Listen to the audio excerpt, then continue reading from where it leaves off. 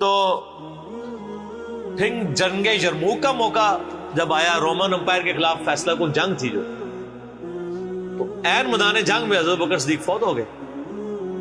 حضرت عمر نے پہلا ڈیسیژن یہ کیا کہ خالد بن ولید کو آرمی چیف کے عہدے سے معزول. ہائے ہائے سر، بالکل آپ آخری اوور چل رہے ہو اور آپ کا جو پلیئر سینچری پہ سینچری مارو، آپ اس کو کہیں اس کو واپس آ جاؤ اور ایک نیا پلیئر بھیج دیں. جو کریز پہ سیٹ تھا اس کو آپ واپس بلا لو. یہ وہ شخص کر سکتا ہے جس کا خدا پہ یقین ہو. تو اور آپ کو پتہ ہے حضرت عمر کے رشتہ دار تھے قریبی، انہی کے قبیلے سے تھے حضرت خالد بن ولید.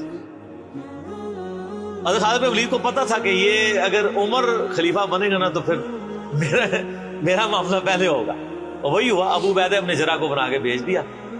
لوگوں میں بڑی چیمہ گوئیاں شروع ہوئی کہ لو جی سب سے بڑی آرمی کے خلاف جنگ ہو رہی ہے، سب سے بڑی سپر پاور، اور عین میدان جنگ میں یہ ڈیسیژن کر دیا ہے، اگر مسلمان ہار گئے پھر کیا ہوگا، یہ وہ اللہ نے فتح دے دی.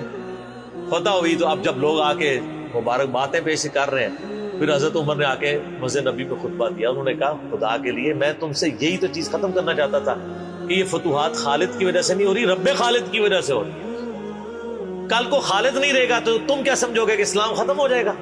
اسلام نے تو آگے چلنا ہے. ٹھیک ہے. پھر انہوں نے کہا میری دوسری حکمت یہ تھی کہ مجھے پتا ہے کہ اب یہ رومن امپائر مسلمانوں کے پاس آ جائے گی، بیت المقدس بھی فتح ہو گیا پھر بعد میں. تو خالد بن ولید جو ہے یہ جنگ کی فیلڈ کا ماسٹر ہے، اور جب کوئی علاقہ فتح ہو جاتا ہے پھر کسی جنگجو کی وہاں گورنر لگانے کی ضرورت نہیں ہوتی، بلکہ کسی ایسے شخص کو گورنر لگانے کی ضرورت ہوتی ہے جو ہیومن انسٹنکٹ سے واقف ہو، جس کو ہیومن مینجمنٹ آتی ہو. تو خالد تو ہمیشہ تلوار کے ساتھ ہی کھیلا ہے، اس کو ہیومن مینجمنٹ نہیں آتی. تو میں نے اس شخص کا انتخاب کیا ہے جس کو سب سے زیادہ رسول اللہ صلی اللہ علیہ وسلم کی صحبت کا شرف حاصل ہے. اور بخاری مسلم میں حدیث ہے کہ نبی علیہ السلام نے فرمایا کہ ہر نبی کے ساتھ ایک امین ہوتا ہے، اور میرا امین جو ہے وہ ابو عبیدہ ابن جراح ہے.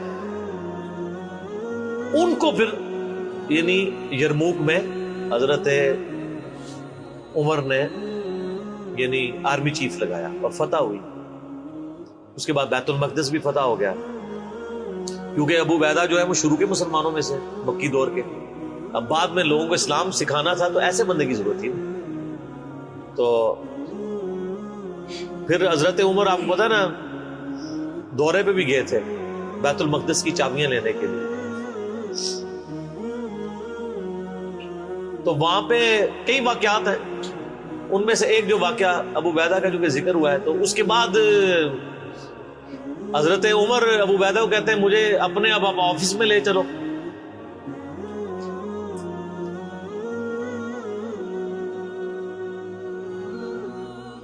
دنیا کی سب سے بڑی سپر پاور فتح کی ہو جس بندے نے، آپ سمجھیں کہ ایک بندے نے امریکہ فتح کیا ہے، کسی جنرل نے، واشنگٹن ڈی سی میں اس کا آفس تو ہونا چاہیے.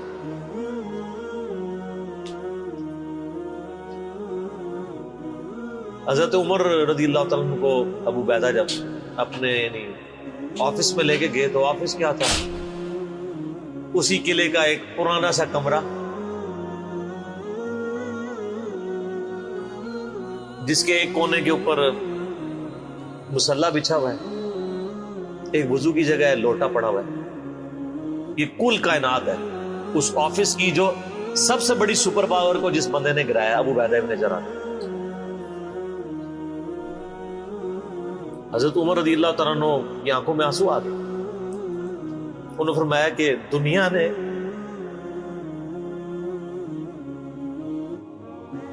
ہر بندے کے اوپر اپنا اثر چھوڑا ہے سوائے ابو عبیدہ ابن جراح کے.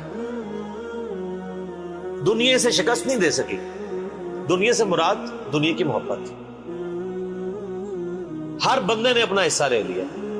اس لیے آپ کو پتا ہے نا کہ حضرت عمر اپنے دور خلافت میں ابو عبیدہ ابن جراح کو بار بار خط لکھتے رہے کہ آپ ادھر آ جائیں، کیونکہ حضرت عمر چاہتے تھے کہ میں اپنے والد کو خلیفہ نامزد کروں، اس لیے کہ وہ امین الامت ہے. لیکن وہ پھر حضرت عمر کے دور میں طاعون کے مرض میں وبا جو پھیلی تھی شام میں، اس میں وہ پھر شہید ہو گئے، اور وہی ان کا پھر وہ قبر بن گئی. سر میرا سوال ہے کہ طاعون کا مرض آپ کو پتا ہے کہ کیا تھا؟ جسم پہ پورے پھوڑے نکلتے تھے کینسر کے. تو کیا حضرت ابو عبیدہ نے ذرا ناکام کیے ہیں دنیا سے؟ کیسا جی کوئی بندہ مرا تھا، بڑا نورانی چہرہ تھا، یہ تھا وہ تھا. ہر بندے نے اپنے بنائے ہوئے. ایک بندہ پھوڑوں کی تکلیف سے مرا ہے، بخاری مسلم کی حدیث ہے، جو طاعون کے مرض میں مرا وہ شہید ہے. تو وہ مرے تو بستر مرگ پہ ہے لیکن شہید ہے. اور دوسری طرف خالد بن ولید آپ دیکھ لیں، سینکڑوں جنگوں میں حصہ لیا انہوں نے، کسی ایک جنگ میں شکست نہیں کھائی، حتیٰ کہ جو کافروں کی طرف سے بھی غزوہ احد لڑی ہے اس میں بھی ان کو شکست نہیں ہوئی. جسم پہ حضرت خالد بن ولید کہا کرتے تھے میرے جسم کا کوئی حصہ نہیں جس پہ برچھی یا نیزے یا تلوار کا نشان نہ ہو. ظاہر ہے اتنی جنگوں میں زخم لگ گئے، لیکن میں بھی آج ایک بوڑھے اونٹ کی طرح بستر مرگ پہ مر رہا ہوں. میں نے سینکڑوں جنگوں میں اپنی موت کو تلاش کیا لیکن موت نہیں آئی.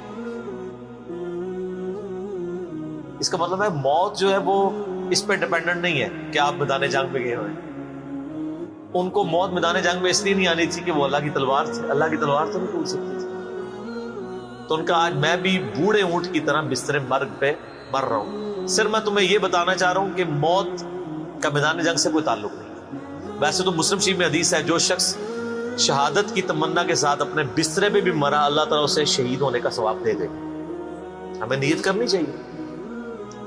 یہ حضرت خالد بن ولید کے شعر ہیں کہ میں بھی اگر موت میدان جنگ میں آتی تو مجھے آتی جس نے سینکڑوں مار کے لڑے ہیں.